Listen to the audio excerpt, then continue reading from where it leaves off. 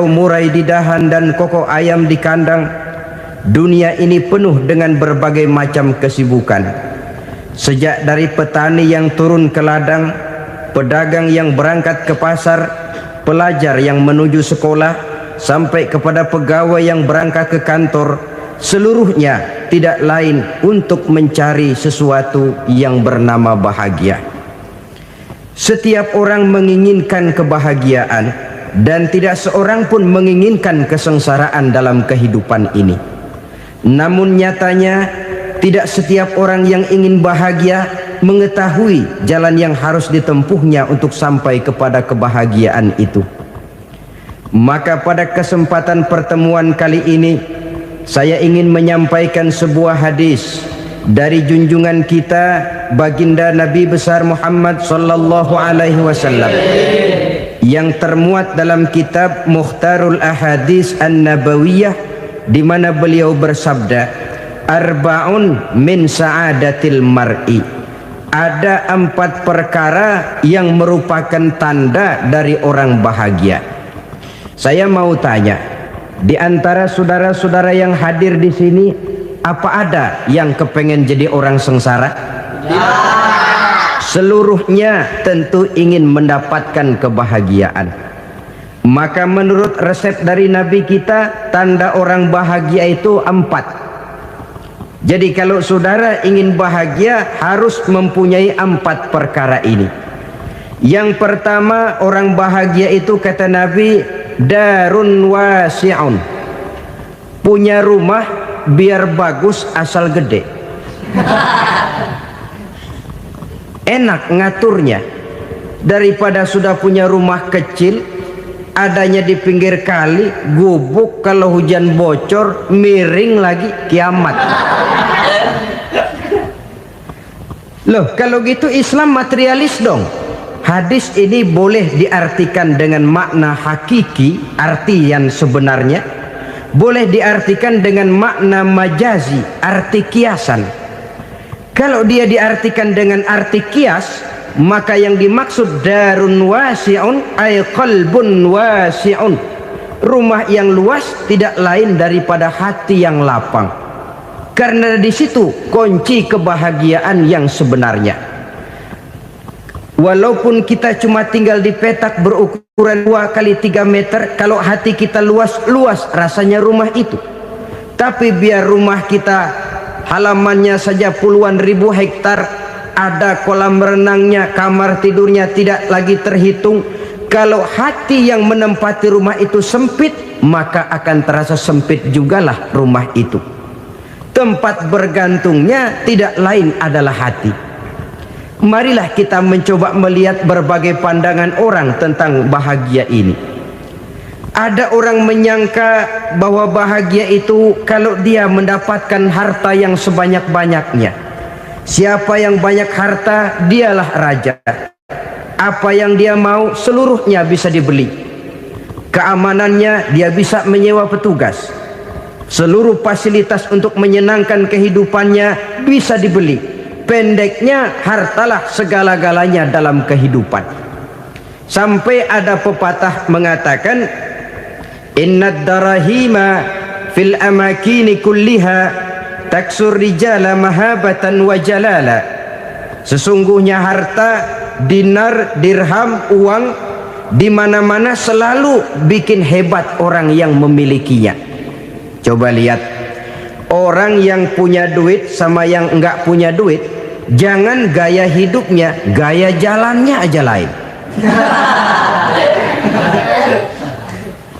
Wahia lisanun liman arada fasahatan, wahia silahun liman arada qitala. Uang adalah senjata yang paling ampuh bagi orang yang mau pergi perang, dan lidah yang paling fasih bagi orang yang mau bicara. Kalau bicara dengan lidah macet, cobalah bicara dengan harta, lancar. Sampai ada pepatah demikian, segalanya bisa diatur dengan harta. Maka di kalangan orang yang berpandangan semacam itu, seluruh kegiatan hidupnya hanya terfokus kepada bagaimana mengumpulkan harta yang sebanyak-banyaknya. Tidak peduli halal haram, tidak kenal sore pagi siang dan malam, tidak sempat sujud, jauh dari agama, jauh dari kehidupan yang bersifat ruhaniyah, jauh dari Allah dan sebagainya, sampai dalam Al-Quran dikelompokkan dalam kelompok yang dinamakan lumazah. Allazi jama'a malahu wa addadah yahsabu anna malahu akhladah. Mereka mengumpul-ngumpulkan harta sebanyak-banyaknya dan menyangka bahwa harta yang banyak itu dapat mengekalkan hidupnya, mengekalkan kekayaannya, mengekalkan kebahagiaannya. Saudara hadirin yang berbahagia, kalau pandangan hidup ini benar, artinya kalau harta memang merupakan satu-satunya hal yang dapat membuat orang bahagia, tentu di rumah mewah tidak akan pernah ada tangis derita. Tentu di satu tempat di mana fasilitas hidup serba menunjang tidak ada yang namanya penderitaan. Tapi suka dan duka, sedih dan gembira, senyum dan tawa adalah milik setiap orang, baik dia punya harta maupun dia tidak punya harta. Nyatalah bahwa harta semata-mata bukan merupakan jaminan bahwa orang akan bahagia, walaupun tanpa harta orang sulit untuk bahagia. Saya mau cerita, ada orang super kaya, namanya Aristotle Onesius, raja tanker Yunani. Dia punya kapal tanker saja konon sampai 11 banyaknya.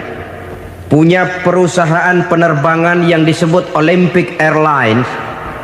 Punya hotel di berbagai kota besar di dunia ini, sejak dari New York, London, Paris, Rome dan sebagainya. Bahkan punya pulau yang dia namakan Pulau Scorpio. Ini kan namanya sudah kaya nggak tanggung-tanggung, punya pulau. Nah, dia punya 2 orang anak, yang satu laki-laki namanya Alexander, yang satu perempuan namanya Maria Onesius. Seluruh harapannya tertumpah kepada anak lakinya Alexander ini, yang akan meneruskan usahanya, meneruskan kekayaannya, meneruskan dinastinya. Apa yang terjadi? Ternyata anak yang dia harapkan yang bernama Alexander ini mati muda dalam kecelakaan pada waktu dia olahraga. Apa olahraganya? Namanya olahraga anak orang kaya, golongan jet set. Olahraganya olahraga pesawat terbang. Jatuh, ya nggak kapungut, habis mati. Tinggal satu anak perempuannya, Maria Onesius. Tapi anak perempuan ini juga malah urakan. Terakhir dia pacaran, bahkan kemudian kawin sama orang Rusia. Rupanya Aristotle Onesius ini broken. Kekayaannya yang berlimpah ruah, perusahaannya yang begitu banyak, siapa yang akan meneruskan? Siapa yang akan menggantikan?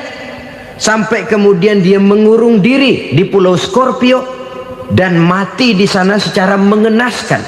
Seorang multi jutawan, seorang yang super kaya, mati menyendiri di pulau sepi. Ibarat kata pepatah, anak ayam mati di lumbung.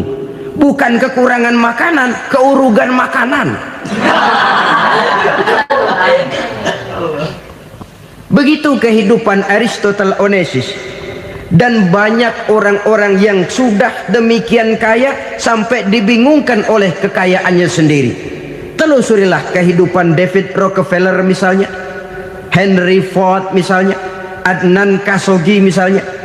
Multi jutawan yang kadang-kadang dibuat keder oleh kekayaannya sendiri. Pantas ketika Imam Ali ditawarkan orang, "Ya Ali, kalau kepadamu disuruh pilih ilmu atau harta, kau pilih mana?" Ya jelas pilih ilmu dong. Kenapa? Pertama, ilmu kalau kita berikan kepada orang lain tambah. Tapi harta kalau kita berikan kepada orang lain kurang.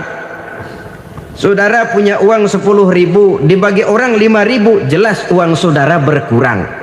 Tapi saudara punya ilmu, diberikan kepada orang lain bisa, saudara pun makin mantap. Tidak lantas jadi bodoh karena ngajarin orang. Saudara bisa Fatihah lalu mengajarkan orang Fatihah, orang bisa, saudara pun makin hafal. Tidak lantas setelah diajarin orang ilmunya hilang. Begitu datang dia minta orang, tolong ajarin saya Fatihah, udah habis, nggak ada.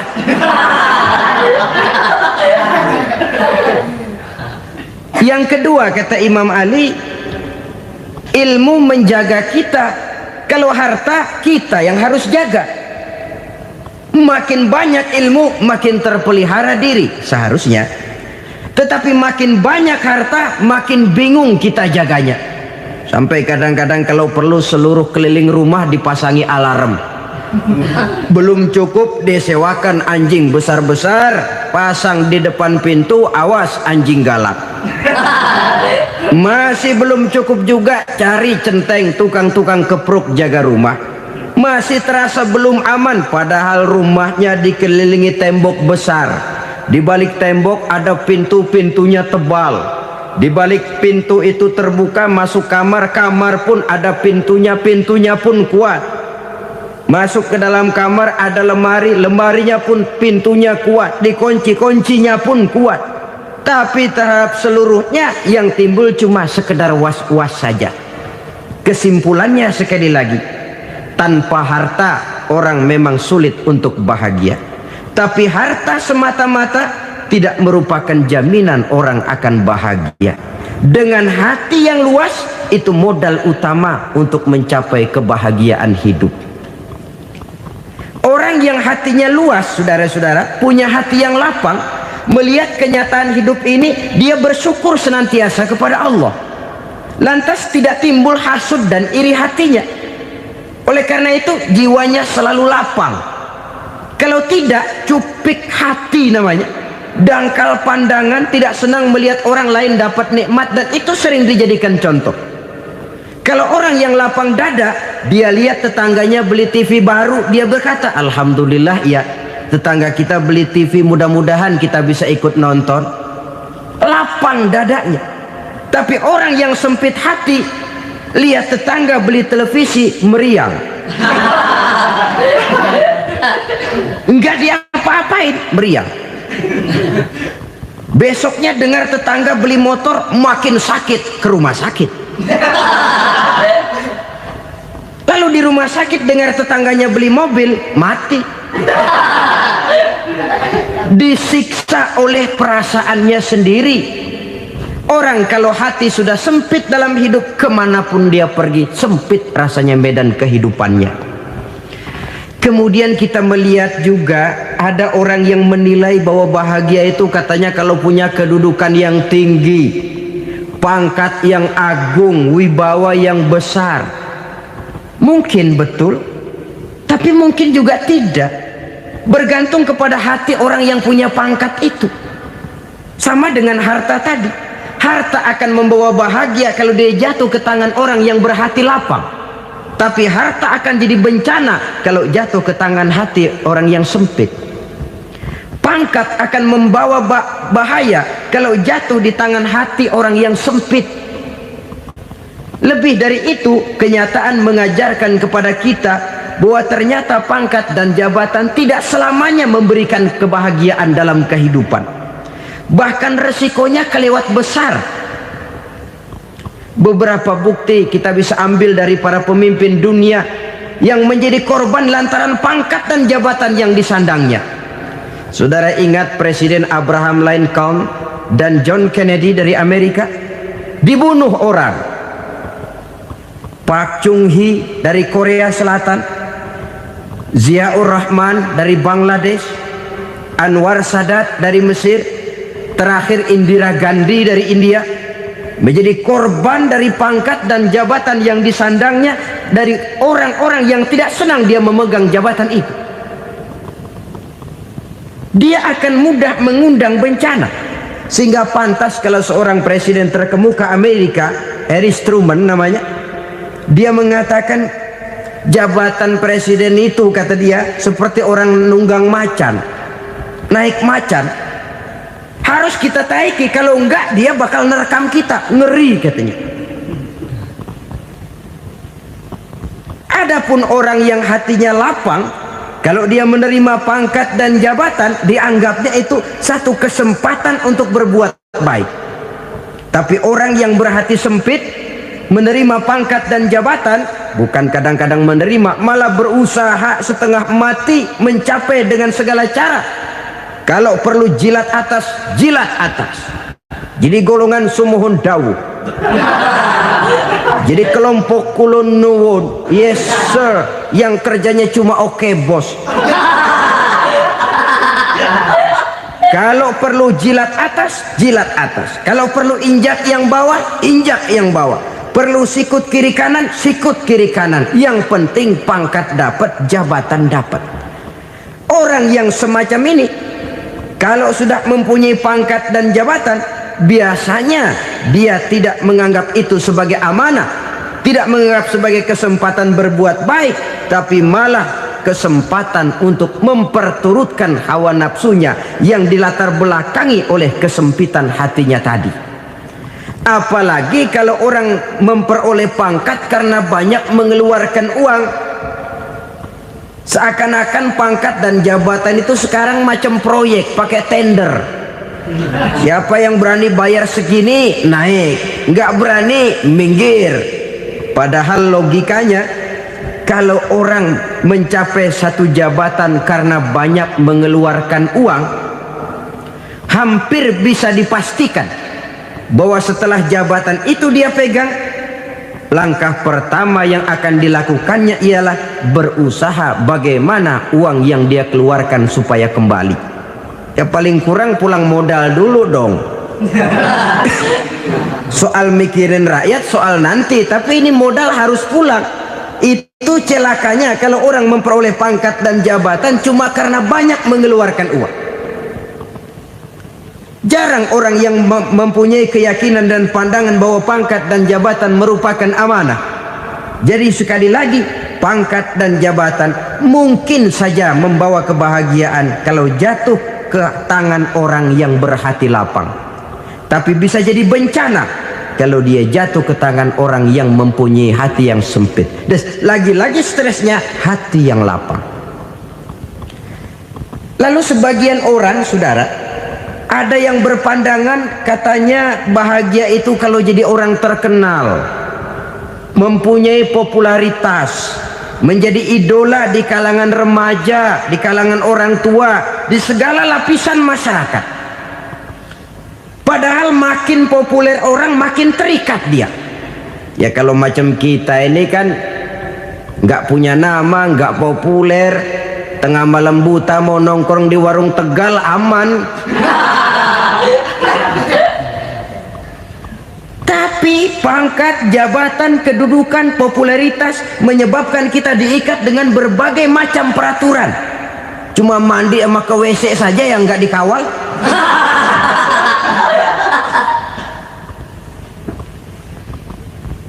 Benarkah popularitas, ketenaran membawa kebahagiaan? Mungkin ya, tapi mungkin juga tidak. Kenapa? Banyak orang-orang populer yang mengakhiri hidupnya secara tragis. Kita ambil beberapa nama. Di Amerika tahun 60-an ada bintang seksi paling terkenal yang dijuluki sex bomb, bom seks. Sampai sekarang jadi legenda, namanya Marilyn Monroe. Singkatan dobelnya itu inisialnya MM, Marilyn Monroe. Terkenal, top, sampai dia mati tahun 62. Namanya sekarang masih saja dibicarakan orang. Kenapa dia bunuh diri? Tidak punya hartakah dia? Banyak.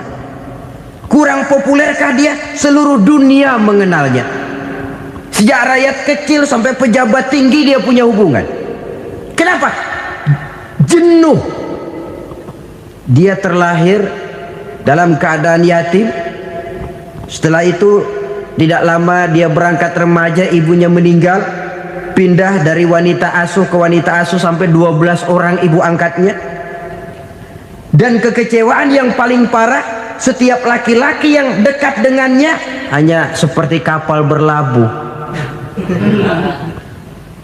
Datang dan pergi silih berganti. Padahal dia merindukan seseorang yang bisa melindungi hidupnya. Dia rindukan itu dan dia tidak pernah menemukan. Itu yang akhirnya menyebabkan dia minum pil tidur kelewat dosis, minum obat tidur kebanyakan, ya tidur terus sampai sekarang.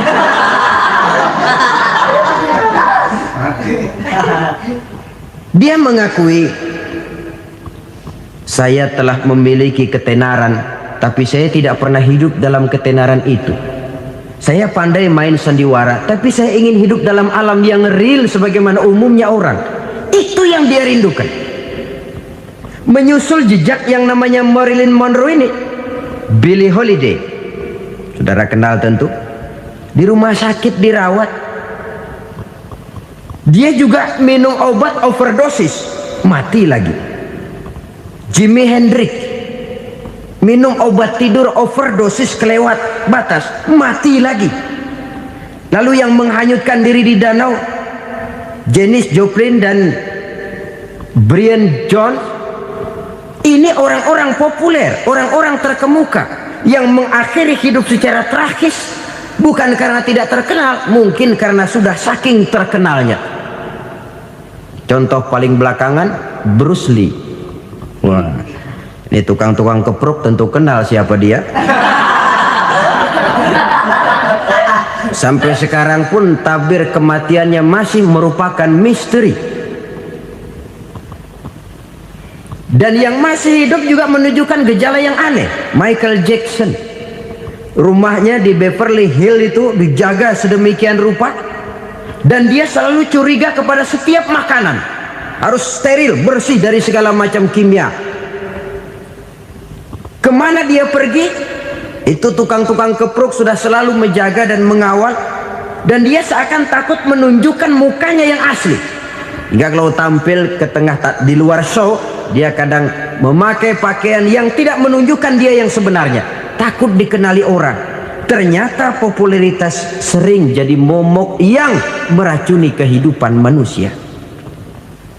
Oleh karena itu, benarlah junjungan kita pada saat beliau mengajarkan orang akan bahagia kalau dia mempunyai hati yang lapang. Nah, sekarang masalahnya untuk mendapatkan hati yang lapang, caranya bagaimana?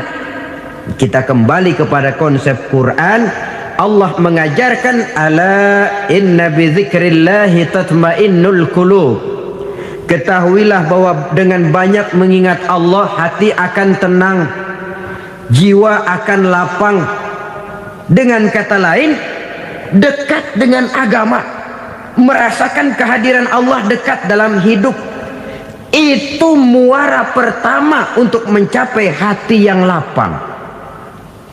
Ala inna bi dzikrillahi tatmainnul qulub. Jangan macam orang sekarang ingin mendapatkan ketenangan lalu tapak di puncak gunung, di gua-gua, di tempat sepi. Iyalah kalau nggak ada ular.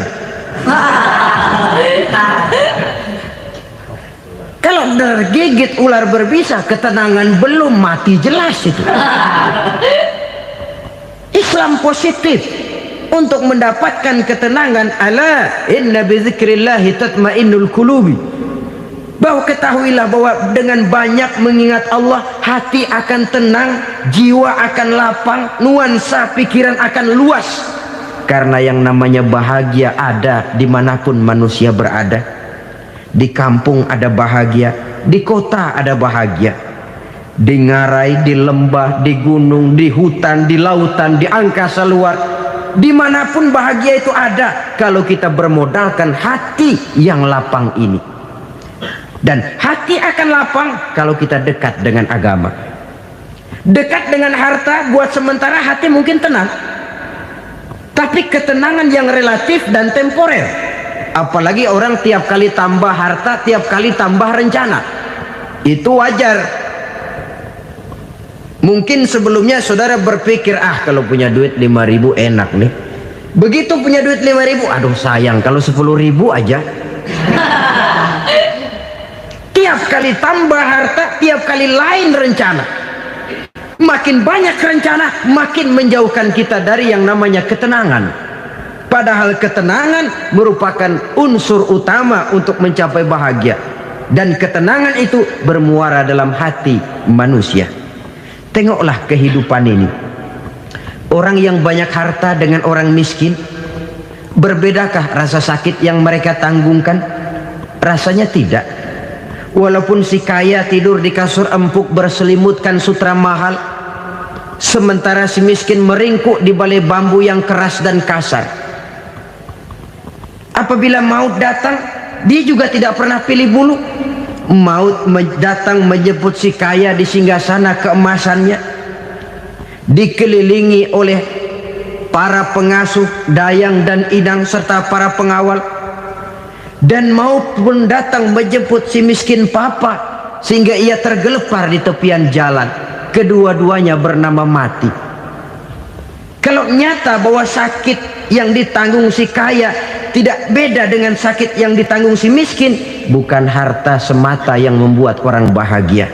Hati yang tenang, jiwa yang lapang penuh kedamaian karena banyak berzikir dan mengingat Allah, itu merupakan modal utama untuk mencapai sesuatu yang bernama bahagia.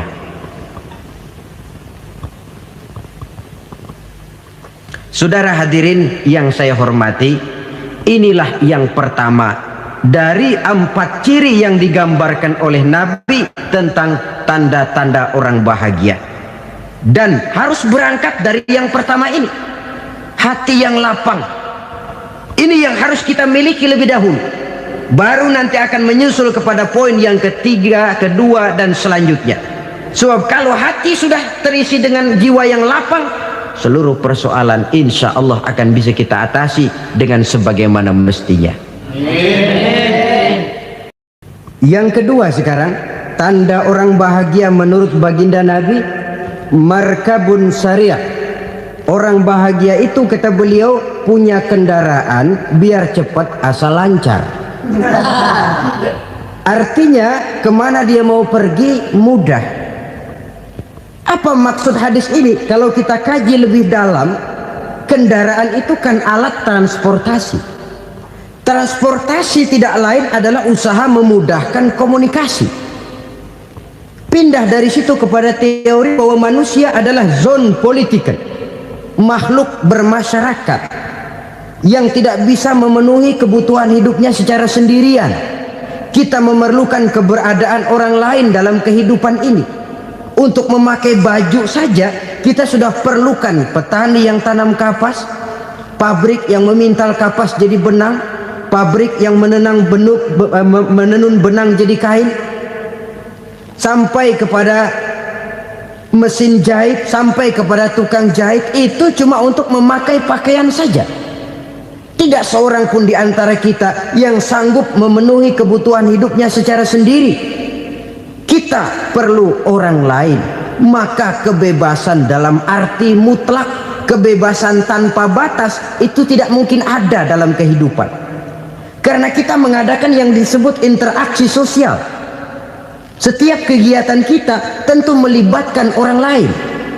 Menurut kita barangkali kita bebas jalan di jalan raya semaunya, tapi orang lain berkendaraan pun merasa bahwa ini ada juga jalan haknya, dan begitu selanjutnya. Oleh karena itu, maksud dari kendaraan yang cepat ini adalah khulata'uhu ma'as solihin. Lingkungan pergaulannya terdiri dari orang-orang soleh. Pergaulannya luas. Kemana dia pergi ada temannya. Kesulitannya ada tempat dia cerita. Dan kesulitan kalau sudah diceritakan kepada orang lain, taruh kata orang itu tidak bisa menolong, namun menceritakannya kepada orang yang kita percayai, kan paling kurang sudah mengurangi beban jiwa, mengurangi tanggungan batin, merasa masih ada tempat kita cerita. Maka lebih baik orang awam yang mau bergaul ketimbang orang setengah alim tapi ngunci pintu. Sebab nantinya akan timbul sikap picik, cupik pandangan, dan tidak luas menghadapi kenyataan dalam kehidupan ini. Namun yang harus kita garis bawahi, pergaulan memang mesti luas. Namun jangan sekali-kali lupa bahwa pergaulan sangat besar pengaruhnya dalam ikut membentuk kepribadian manusia. Sehari-hari bisa kita bilang, kalau kita dekat sama tukang minyak wangi, sekalipun nggak dibagi minyaknya, baunya tentu dapat. Betul? Tapi dekat sama tukang elas, walaupun nggak kena apinya, asapnya mesti kena. Kalau Syauqi mengatakan lebih jelas lagi, man asyaral asrafa asa musyarrafan wa muasyiral anzali ghairu musyarrafin. Awalam taral jildal hakira muqabbalan bisagri lamma sara jildal mushaf. Siapa yang bergaul dengan orang mulia, dia bakal ikut menjadi mulia. Tapi siapa yang berteman dengan orang hina, dia tidak bakal ikut menjadi mulia. Tidakkah kau lihat, kata Syauqi, kulit kambing yang hina pun dicium orang ketika menjadi kantong Quran. Kulit kambing hina, kalau dia sendirian gak ada yang mau cium. Tapi begitu dia bergaul dengan Quran, menjadi kantong Quran, dipakein minyak wangi, ditaruh di tempat yang tinggi, mau diambil dicium dulu, dibawa dengan penuh hormat dan hati-hati. Kulit kambing yang hina lantaran berteman dengan Quran, numpang mujur. Tapi coba lihat kalau kulit kambing berteman dengan kayu, jadi beduk, habis. Zohor dikemplang, asar dipukul. Itu pun sedikit saja, cuma salah milih teman. Yang temennya Quran dihormati orang, yang temennya kayu lantaran jadi beduk, gelap-gelap subuh orang udah kemplangnya.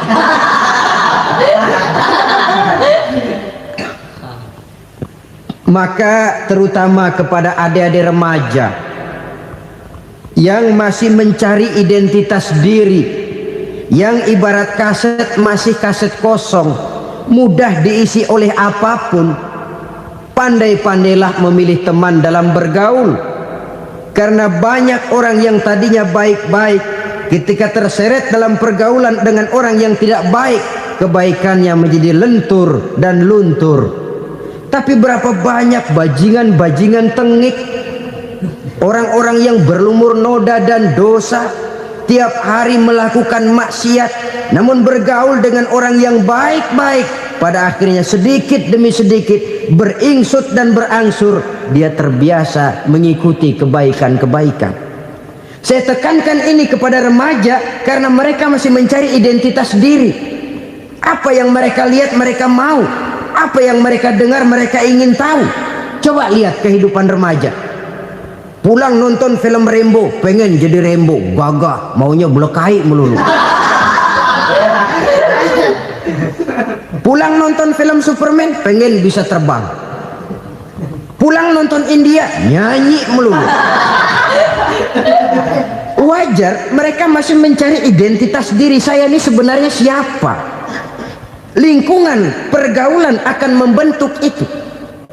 Karena itu pandai-pandailah bergaul, karena ia sangat besar pengaruhnya dalam ikut membentuk kepribadian manusia. Apalagi sifat yang jelek lebih cepat menularnya ketimbang sifat yang baik. Sifat yang baik, watak yang soleh itu lambat sekali untuk menular. Tapi yang tidak baik, kan prosesnya mah kalau remaja biasanya mula-mula dengar. Karena dengar lalu pengen tahu. Karena pengen tahu lalu ngeliatin. Begitu ngeliatin kan pengen nyobain. Setelah nyobain ketagihan. Nah ini prosesnya. Yang namanya ganja, morfin, narkotik, awalnya kan begitu. Mula-mula denger, katanya kalau sudah fly to the sky, sudah melayang ke langit, katanya disitulah puncak kebahagiaan. Mulanya cuma denger. Karena denger pengen tahu. Karena pengen tahu lalu ngeliat, kumpul sama orang yang suka ngeganja. Setelah ngeliat, nah pengen ngerasain. Begitu ngerasain enak juga, ketagihan. Kalau sudah ketagihan jadi penyakit kronis, bisa merembet kepada yang lain. Iya kalau orang tuanya mampu untuk beli morfin, beli ganja. Kalau tidak kan pikirannya ngayap, jemuran siapa ya gue sabet. Timbullah perbuatan-perbuatan negatif yang bermula dari salah pergaulan.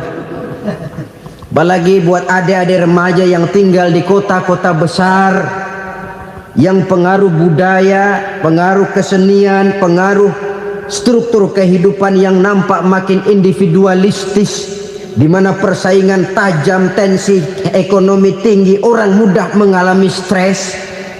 Pandai-pandailah dalam bergaul, sekali lagi, karena ia sangat besar pengaruhnya dalam ikut membentuk kepribadian manusia. Orang bahagia punya kendaraan yang cepat, artinya punya pergaulan yang luas, dan lingkungan pergaulannya terdiri dari orang-orang yang soleh. Kemana dia pergi, ada teman. Kesulitannya, ada tempat dia cerita. Tapi kalau sudah menyendiri, hidup sendiri, kesulitan dipikiri sendiri, bisa mati belum waktunya. Tidak ada tempat berbagi rasa, tidak ada tempat bercerita, tidak ada tempat mengurangi beban dalam kehidupan. Pantas betul kalau Islam sangat menggalakkan dan menganjurkan orang kalau sudah sampai waktunya itu untuk melangsungkan nikah. Kata Nabi, ya ma'syaras syabab man istata'a minkumul ba'at falyatazawwaj. Hai para pemuda, kalau sudah mampu memberi nafkah, kawinlah, nikahlah kamu. Kenapa? Sudah ada teman hidup, tempat berbagi rasa. Kesulitan kalau ada tempat cerita akan lebih ringan ketimbang kita telan sendiri, walaupun bobot kesulitannya sama beratnya.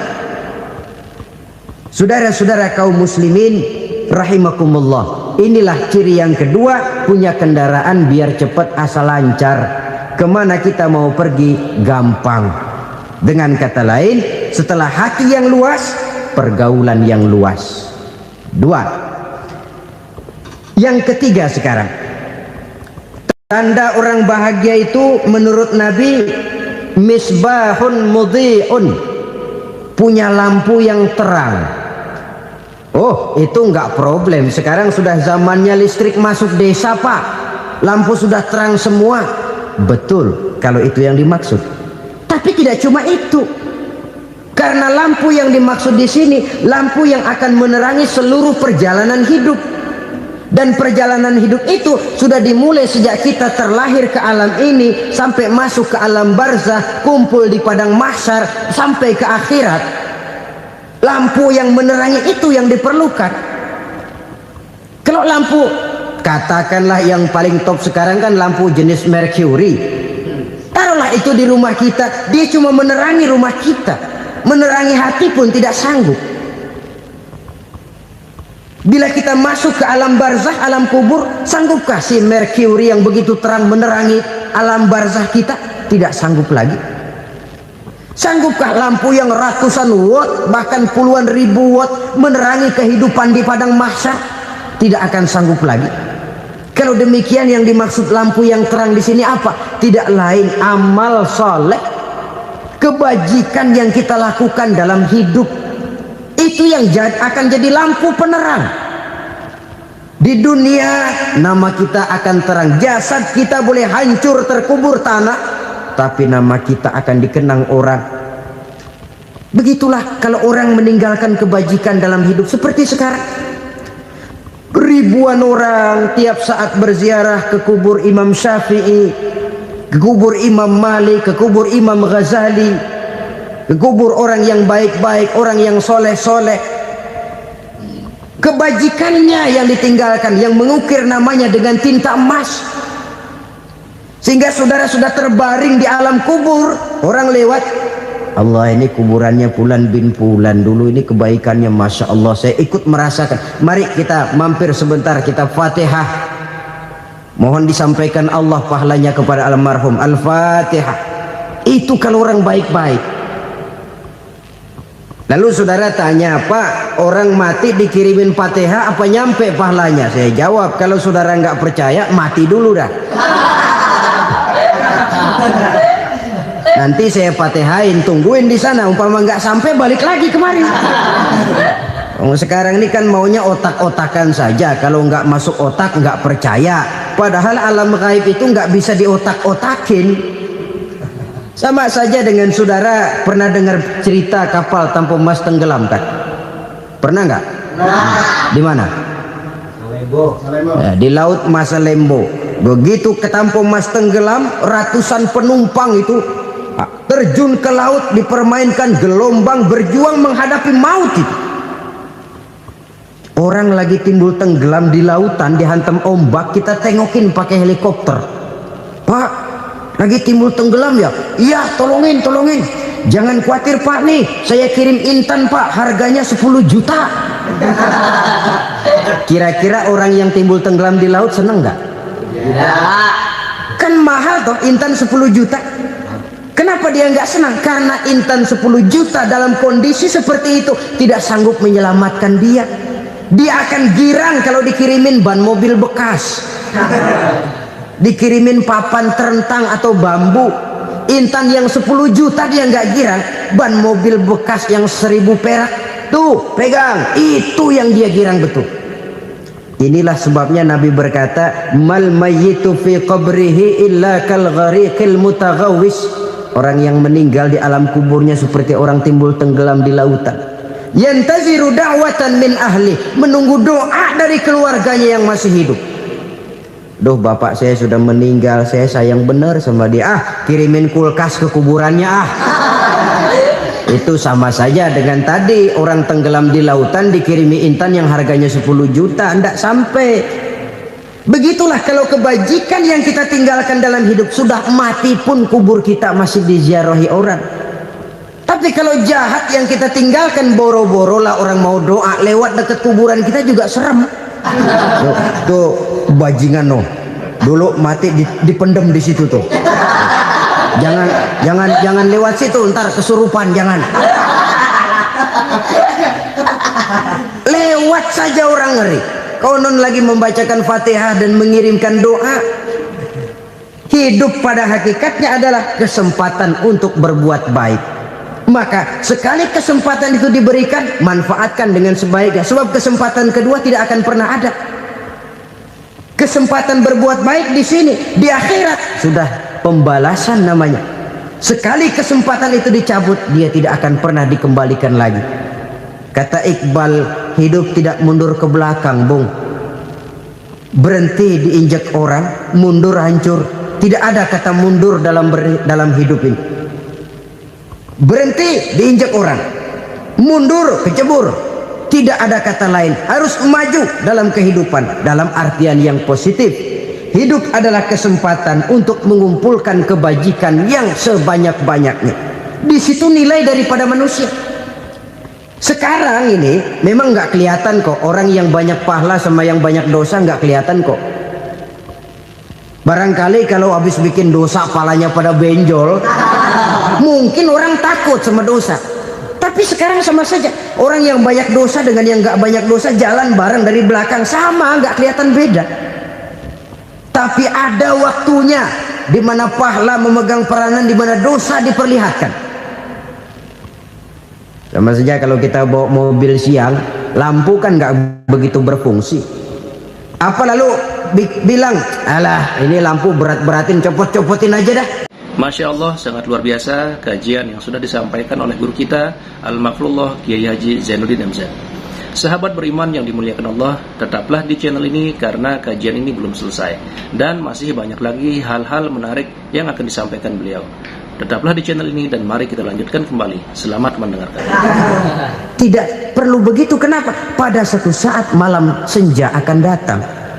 Bila matahari terbenam, senja pun datang, gelap mulai merayap, disitulah baru terasa perlunya lampu. Pahala begitu. Sekarang orang yang nggak ada pahalanya nggak kelihatan dalam kehidupan. Tapi pada satu saat senja kehidupan akan datang. Ajal merenggut nyawa, malam merayap dan hidup mulai diliputi kegelapan di alam barzah. Dikala itu kalau nggak punya lampu, alangkah malangnya kita. Sebab amal yang baik, kata Nabi, di alam barzah itu akan diciptakan menjadi perempuan yang cantik menemani kita. Amal yang jahat akan menjadi orang yang paling jelek nemenin kita. Sudah di tempat gelap yang nemenin jelek.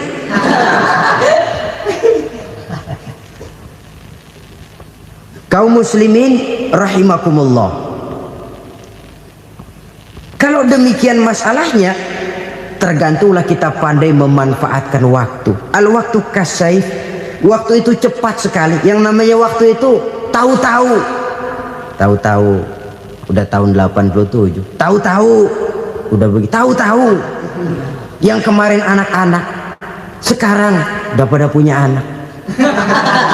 Tahu-tahu saja itu. Begitu cepat waktu berlalu. Kalau tidaklah pandai kita memanfaatkannya, akan rugi kita. Nabi bersabda, "Man kana yaumuhu khairun min amsihi fahuwa rabih." Barang siapa yang hari ini lebih baik daripada hari kemarin, itu orang untung. Hari ini lebih baik daripada kemarin. Bulan ini lebih baik dari bulan kemarin. Tahun ini lebih baik dari tahun kemarin. Itu orang yang beruntung. Tahun kemarin sembayangnya maghrib doang, sekarang udah tambah isya. Tahun kemarin cuman Idul Fitri aja ngancem bener, sekarang udah tambah Jumat, lalu tambah lagi maghrib, tambah lagi isya, dan selanjutnya. Hari ini lebih baik daripada kemarin, itu orang yang beruntung. Wa man kana yaumuhu mislu amsihi fahuwa khasir. Lalu barang siapa yang hari ini sama saja dengan hari kemarin, itu orang rugi. Hari ini sama dengan kemarin, rugi itu. Bulan ini begitu, bulan kemarin begitu, tahun ini begitu, tahun lalu juga begitu. Rugi itu orang. Rugi apa? Rugi umur. Umur tambah, amalan gak pernah tambah. Dan saya pikir lebih merupakan azab ketimbang nikmat kalau orang dikasih panjang umur cuma untuk numpuk dosa. Mending mana? Panjang umur banyak dosa sama pendek umur dikit dosa? Mending mana? Mending mana? Ya, paling mending tentu panjang umur banyak pahala. Tapi kalau tidak, sekali lagi, lebih merupakan azab ketimbang nikmat kalau orang diberikan panjang umur tapi cuma untuk sekedar menumpuk dosa. Kehilangan kesadaran bahwa dunia bukan terminal akhir dari satu perjalanan. Dia cuma halte di mana kita berhenti sebentar untuk menuju kepada terminal yang hakiki. Saudara-saudara kaum muslimin rahimakumullah, inilah lampu yang akan menerangi kehidupan. Amal yang kita lakukan di dalam kehidupan. Jadi yang dimaksud dengan lampu yang terang, kebajikan yang kita kerjakan dalam hidup. Nah, setiap orang di awal tadi saya bilang ingin bahagia. Bahagia itu kan hakikatnya kumpulan senang dan selamat. Senang, selamat. Apa bedanya? Senang tapi tidak selamat, nggak bahagia. Selamat tapi nggak senang, nggak bahagia orang. Contoh, kalau orang korupsi, duitnya banyak, senang dia, tapi keselamatannya. Ada tentara baris di samping rumahnya udah bingung, padahal tentara latihan. Tentara cuma latihan, dia bingung. Senang, tapi karena keselamatannya tidak terjamin, dia tidak bahagia. Sebaliknya pegawai negeri jujur benar, cuma segaji-gajinya, selamat nggak korupsi, tapi melarat, ya nggak bahagia juga, kurang senang. Kesenangan dan keselamatan untuk dunia saja, ya sekali lagi, kalau cuma sekedar untuk dunia saja, bisa dibeli pakai uang. Bisa dibeli pakai uang. Saudara ingin selamat, bisa dibeli pakai uang. Saudara ingin senang, bisa dibeli dengan uang. Tapi setelah mati, masuk ke alam barzah, habis kekuasaan uang. Nggak bisa lagi beli keselamatan pakai uang. Tidak mungkin lagi membeli kesenangan dengan uang. Di situ pahala yang megang peranan. Makin banyak pahala, makin banyak saham untuk membeli kesenangan dan keselamatan, untuk memperoleh yang namanya bahagia. Dan jangan lupa loh, di alam barzah kita nggak sebentar, menunggu datangnya kiamat. Loh iya, kalau kita begitu dikuburin terus kiamat datang, untung. Tapi kalau masih harus 1000, 2000, puluhan ribu tahun yang akan datang, dalam satu penantian yang begitu lama, tanpa saham untuk memperoleh kebahagiaan, satu kemalangan yang tidak ada pernah putus-putusnya.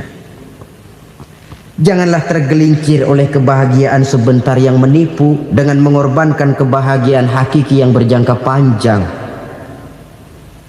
Apa artinya senyum sejenak kalau harus ditebus dengan tangis seumur hidup?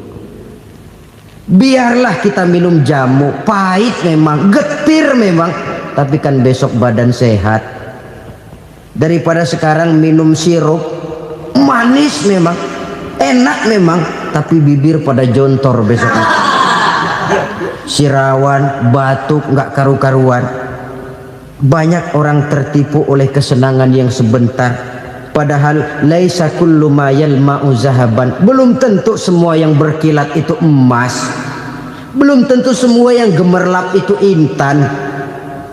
Karena itu marilah manfaatkan kesempatan yang diberikan Allah ini untuk mengumpulkan kebajikan yang sebanyak-banyaknya. Yang terakhir sekarang, yang keempat, tanda orang bahagia kata Nabi. Zaujatun salihah. Orang bahagia itu tanda yang keempat kata Nabi, punya istri biar cakep asal taat. Sudah surga itu sudah. Cakep taat. Istri kayak gitu, kalau belum mati jangan dikuburin dulu itu. Sudah cakep taat lagi, tapi kadang-kadang enggak, udah jelek ngadat melulu. Apa yang mau dipilih? Sebab itu Quran mengatakan istri pakaian untuk suami, suami pakaian untuk istri. Kenapa suami istri diibaratkan pakaian? Alangkah tingginya gaya bahasa Quran ini. Suami istri teman hidup, hidup perjalanan panjang. Sejak kita dalam rahim sudah ada hidup kan di sini. Sampai ke alam dunia, masuk ke alam barzah, kumpul di padang mahsyar, sampai menuju akhirat, itu perjalanan hidup. Carilah istri atau suami teman hidup yang membawa manfaat tidak hanya kehidupan di dunia ini, sampai di alam barzah, sampai di padang mahsyar. Suaminya mungkin meninggal lebih dulu, atau istrinya mungkin meninggal lebih dulu, tapi suami atau istri yang masih hidup berbuat kebajikan. Suami saya meninggal, ada hartanya, saya sedekahkan, niat pahala untuk almarhum suami saya. Ini teman hidup, tidak dibatasi dan tidak bisa dipisahkan oleh maut sekalipun. Zohirnya mungkin pisah, badannya mungkin pisah, tapi hatinya, jiwanya, kebersamaannya dalam menghadapi kehidupan. Karena itu saudara-saudara, bahasa Quran indah. Suami istri diibaratkan seperti pakaian. Apa fungsi pakaian? Pertama, pakaian jadi kebanggaan. Artinya suami harus menjadi kebanggaan istri, istri harus jadi kebanggaan suami. Yang kedua, pakaian itu kan fungsinya menutup aurat. Artinya sesama suami istri harus saling menjaga kekurangan masing-masing. Jangan malah sesama suami istri saling membongkar rahasia dan aibnya sendiri-sendiri. Istrinya diceritain jeleknya di mana-mana, atau suaminya dibongkar rahasianya di pasar umum. Itu sudah tidak lagi berfungsi sebagai pakaian. Kenapa semua ini diperlukan? Karena kita menyadari bangsa yang baik terdiri dari masyarakat yang baik. Masyarakat yang baik merupakan susunan dari warga yang baik. Warga yang baik adalah terdiri dari rumah tangga yang baik. Dan rumah tangga yang baik merupakan susunan dari pribadi yang baik. Dan manfaat yang sudah kita dengarkan. Dari situ langkah dimulai. Membangun satu bangsa yang baik diawali dengan membangun rumah tangga yang baik, dengan menciptakan pribadi-pribadi yang baik. Sehingga dari sini diharapkan berkembanglah nilai-nilai kebaikan. Buat semua yang sudah setia menyimak kajian ini sampai selesai, saya ucapkan terima kasih banyak. Semoga Allah Subhanahu wa taala senantiasa melimpahkan segala rahmat dan karunia-Nya kepada sahabat semua. Selalu diberikan kesehatan, dimudahkan segala urusannya, dan dilancarkan rezekinya. Amin ya rabbal alamin. Demikian yang dapat saya bagikan, kurang lebihnya mohon maaf. Sampai bertemu lagi di kajian berikutnya.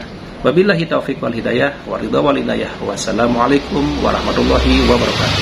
Kita mendengarkan bersama tausiah yang sangat luar biasa dari guru kita Al-Maghfurullah Kiai Haji Zainuddin MZ.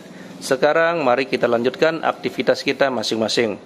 Semoga apa yang sudah disampaikan beliau menjadi ilmu yang bermanfaat dalam kehidupan kita sehari-hari. Buat sahabat semua, saya ucapkan selamat beraktivitas dan sukses selalu.